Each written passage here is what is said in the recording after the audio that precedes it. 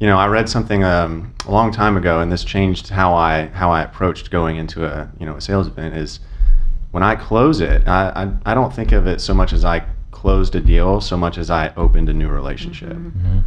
And so when you have that mindset in construction and marketing and architecture or whatever the field that you're in, it really changes your day to day.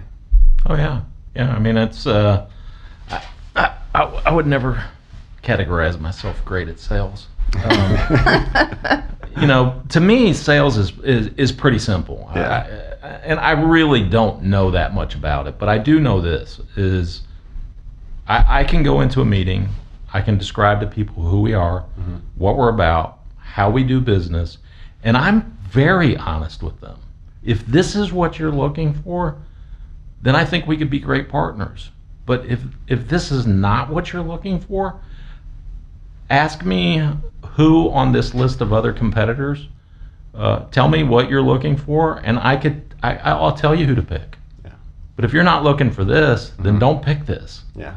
Because if it won't work. Yeah, it's the age-old triangle where you can get fast, cheap, or good quality. Mm-hmm. Right. You can only pick two of the three. Right. Because if it's going to be fast and cheap, it's probably not going to be good quality. Yep. But if it's going to be expensive and fast, then you lose a. Maybe I mixed that up. I did that backwards. But you understand, it's right. You can only pick two of the three, and so if you're really looking for the cheapest, that's probably not us. Mm-hmm. We're going to do good quality, and we're proud of our work. Right. It may take a little longer to get there, mm-hmm. but you're getting your money's worth. Right. Absolutely. Yeah. Yeah. Well, so John, I wanted to ask you, as a business owner, for 16 years now, how did you get into that, and what are some lessons that you learned from the past, maybe from some previous business owners, some previous bosses, things like that? How did I get into the construction business, or just as a business owner? I think a little bit of it goes back to when I was younger. Mm-hmm. I grew up in an area that was very union environment. Okay. Always wanted to be in construction. Where I grew up, being a very blue collar area, I thought that meant being a carpenter. Well, because it's union, mm-hmm. and I wanted to be a carpenter, I would have needed somebody in my family to probably have paved the way for me to be admitted to the union. Okay. Well, that wasn't going to work because I didn't have anybody like that. Mm-hmm. So my alternative really was to eventually go to college and get in the construction industry that way. Sure. So I think through that process, I always, in the back of my mind, wanted to own my own business mm-hmm. At some point.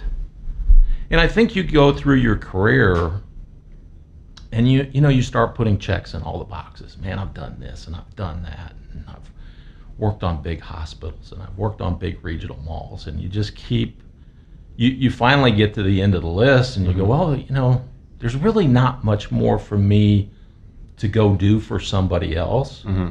So am I really good at this? I don't know, but if you jump out there on your own, I promise you're going to find out in a hurry. So I did, and I think the one thing that I probably learned along the way,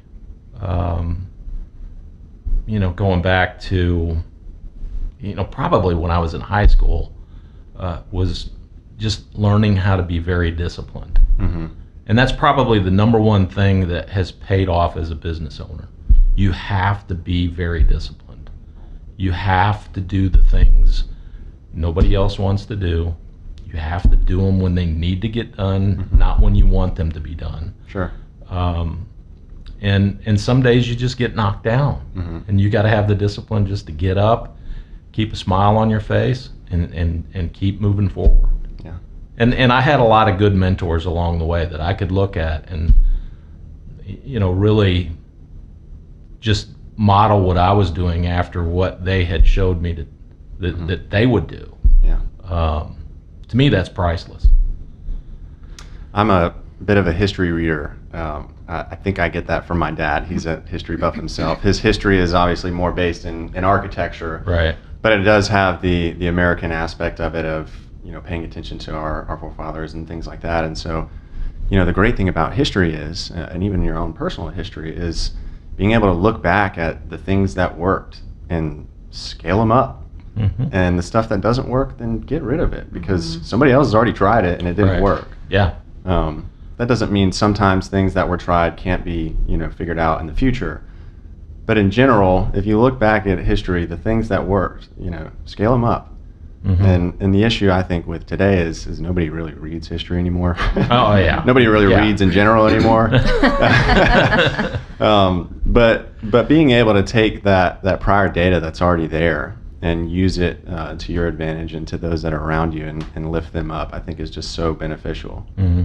Oh, yeah. I'm right there with you. I'm a kind of a history buff myself. Yeah. It's easy to turn on the news and get quickly disappointed. But if you read history, mm-hmm. There were a lot of times that are worse than they are now. Sure.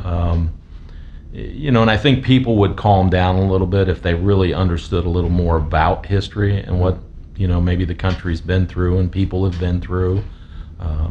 What you see on the news today it's not new. Yeah. I mean, it's a repeat. Mm-hmm. Unfortunately, just some of the things we haven't figured out how to fix. Yeah. So. Yep. Well, moving along, I did want to ask you about just the passion behind your business. And Gina, you're there every day, and you probably see it firsthand. But just the passion behind doing what you do and being proud of what you guys do. I was just at an event a couple weeks ago for the Masters. So my girlfriend and I I'm part of this men's group where we get together and have some cigars and drinks and good food and just get away from the day to day. But we do a Masters party every year and held it down there at the Works. And, okay. Yeah. And I walked by and I was like, wait a second, I recognized that sign, and it was Derucki Construction. Yeah. And so I was like, hey, nudging my girlfriend, I was like, they're going to be on my show in a couple weeks. Make sure you listen. Yeah, it's like, tune in, check it out. But yeah, tell us just a little bit about, and I'd like to hear from both of you guys, just the passion that drives you guys each day behind the business.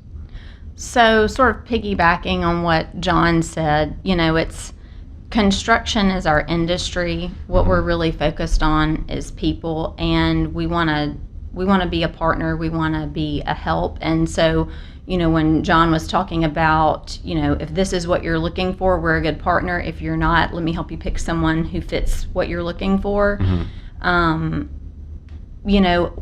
He's not going to be a yes man. Our team is not going to be a yes team all the time. We're going to tell you, hey, you might be, as John likes to say, walking off a cliff. We're not going to let you walk off a cliff, right? Mm-hmm. And so for me, what creates a passion is genuinely we are there to partner and to help, and we do get to choose the projects that we want to work on. Mm-hmm. And they're really neat, cool projects. And Fox Brothers that you were mentioning, yep. That's not our first job with them, and there's a reason why it's not our first job with them. And to have that, people talk about the corporate culture. We are a smaller office, but our culture is very much team driven. Mm-hmm. We want to partner, we want to grow relationships, and we want to make good decisions for our clients. And when you just pull all those elements together, mm-hmm. it makes me very passionate about finding new people to be friends with. That's sort of what I say. I make new friends. It's the business development thing. Sure.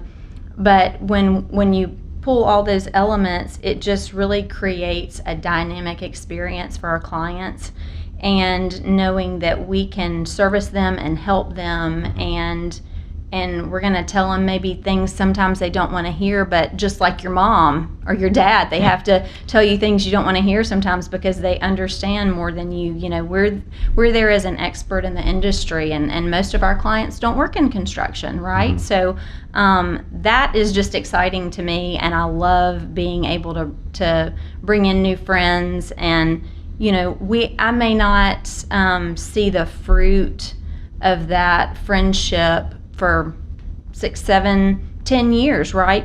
But it's just, I don't know, it's just such a holistic approach, the way we handle, our friends and our clients, and eventually things come back around, and you're able to, it's a great feeling when you can really partner with someone, a business, a client, and help them, and it becomes less about building and more about the people. And I love helping people, so this is just sort of like right in my wheelhouse and something I get excited about. Yeah. Yeah, it's not to answer your question with a question, but when you were younger, did you have a treehouse? I did not. I had a playhouse. Okay. Yeah. Same thing. Did you have any part in putting it together and making it your space?